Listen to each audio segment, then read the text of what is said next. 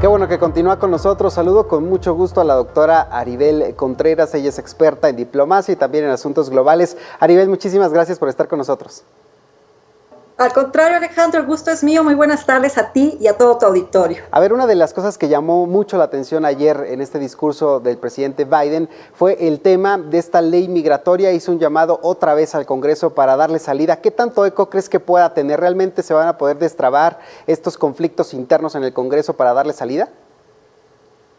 Pues una vez más estaremos viendo que el presidente en turno no podrá contar y no podrá avanzar en ciertos proyectos de ley justo cuando la oposición, pues obviamente no va a permitir que esto fluya, porque esto sería pues palomitas o estrellas para la administración de Biden. Por lo tanto, sabemos que los republicanos se estarán encargando de detener cualquier iniciativa de ley, no solo en el ámbito migratorio, sino también el plan de infraestructura que él envió al Congreso, cualquier plan que tenga que ver con palomitas y estrellas para Biden. Los republicanos se encargarán de echarlo atrás, a pesar de que pueda ser una buena iniciativa, a pesar de que pueda abonar justamente a esta reconstrucción interna del país. Los republicanos no van a permitir que Biden avance, Alejandro.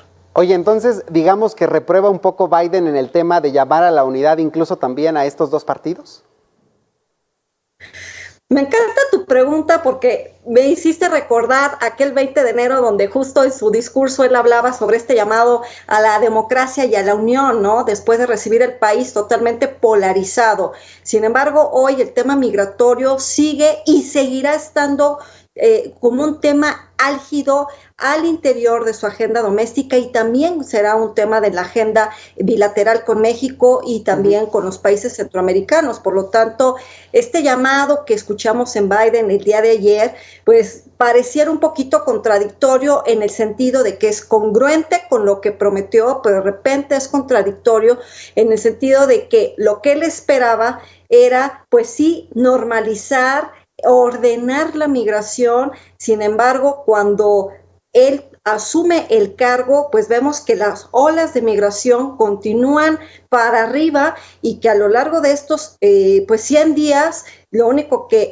hemos venido viendo en temas migratorios es que se está descontrolando y desbordando el tema en la frontera entre México y Estados Unidos, pero también en la frontera sur de México con Guatemala, Alejandro. Claro, fíjate que llamaban mucho la atención que al inicio de la administración de Biden hizo llamadas telefónicas al ministro allá en Canadá, hizo también llamadas al presidente López Obrador, y se habla de que hay una buena relación, que regresa a la diplomacia. Pero yo te preguntaría, si bien esto es positivo, ¿qué tanto se desdibuja en los republicanos la idea de montar un muro en nuestro país? ¿Y qué tanto también Biden le agrada la idea de derrocar un muro, independientemente que sea con vallas o con la Guardia Nacional en nuestro país? Claro, Alejandro, si bien es cierto que una de las primeras órdenes ejecutivas que él firma aquel 20 de enero, que es detener la construcción del muro fronterizo, al final de cuentas, él se ha encargado a lo largo de estos 100 días de construir 4 muros, al menos yo así lo veo, que es un muro invisible, fronterizo, a la luz de lo que hemos venido viendo en este estire y este afloje entre Estados Unidos, México y los 3 países que son miembros del Triángulo del Norte. El segundo muro que yo veo es este muro, el equivalente al muro de hierro que en aquella época de la Guerra Fría se llamaba la cortina de hierro, que es esta claridad de distinguir sus aliados como es Japón, Corea del Sur en Asia, pero que no tiene ningún tipo de contacto con respecto a lo que es Rusia y a China. El tercer muro tiene que ver con las vacunas, porque recordaremos que hay más de 60 millones de vacunas de AstraZeneca fabricadas al interior de Estados Unidos y que no permite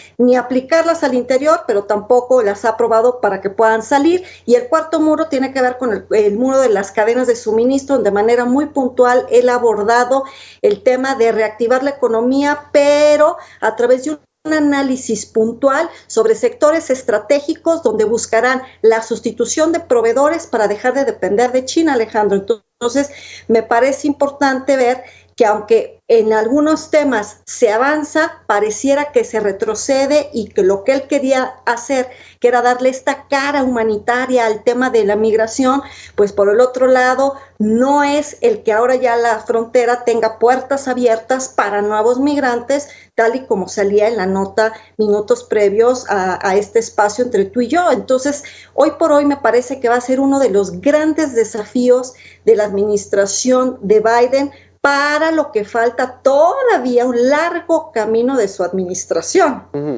Y me gustaría también saber tu punto de vista sobre estas declaraciones que hacía Marta Bárcena, la ex embajadora de México en Estados Unidos, respecto a que pues, nuestro país no tendría que estar obligado a retener a los migrantes, ni a detener este flujo migratorio, dado que Estados Unidos tampoco ha cumplido con su parte, que es desahogar los juicios de asilo que tiene pendientes, que son en miles. Pero entonces, ¿por qué lo sigue haciendo? Sí, y me encanta que destaques a la embajadora Marta Bárcena, porque justo hoy en la mañana la estaba yo escuchando en un webinar donde ella enfatizaba con una gran claridad y objetividad de que Estados Unidos no cumple, no cuenta con el sistema jurídico ni con toda la infraestructura que se requiere para destrabar los casos, de determinar si procede o no. Pero ¿a poco sí lo ves así, Aribel? Porque pues Estados Unidos dominante con las vacunas, siendo la potencia que es. Ayer incluso Joe Biden decía, Estados Unidos vuelve a liderar el mundo y no tiene los suficientes jueces para desahogar los casos. Están muy retrasados, sus prioridades son otras y para ellos es muy fácil aventarle, perdón por el adjetivo y el verbo, pero aventarle a los migrantes a México. Al final del camino, Biden dijo que ya no tenía México la obligación de tener que fungir como con este adjetivo de tercer país seguro, que aunque oficialmente no era, en la práctica sí lo era.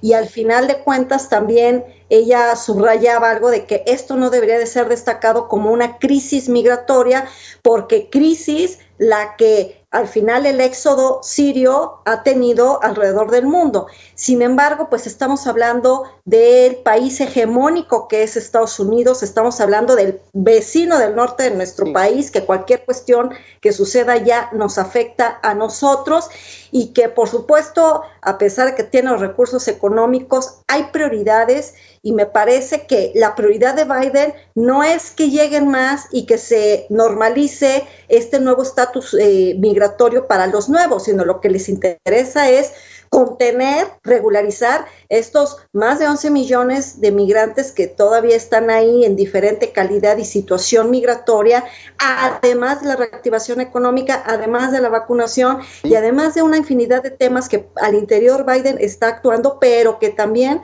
trae una agenda de política exterior muy fina, que tiene tantos frentes que ahorita lo que quiere pues es ir cerrando estos huecos y estos vacíos que Trump se encargó de dejar al aire y que Estados Unidos dice que regresa al multilateralismo, pero ojo, cuando le conviene al gobierno de Estados Unidos habla de multilateralismo, pero cuando le conviene también vemos que se ha encargado de este acaparamiento de sus propias vacunas y entonces hablamos ya de un vacunacionalismo. Entonces así estaremos viendo que estos primeros 100 días, así es el reflejo, Alejandro, de lo que espera el largo camino por recorrer para una vez que concluya su mandato. Aribel, te agradezco estas reflexiones. La agradecida soy yo, Alejandro. Muy buenas tardes. Buenas tardes. Ya sabe, puede recuperar estas entrevistas en nuestros distintos espacios.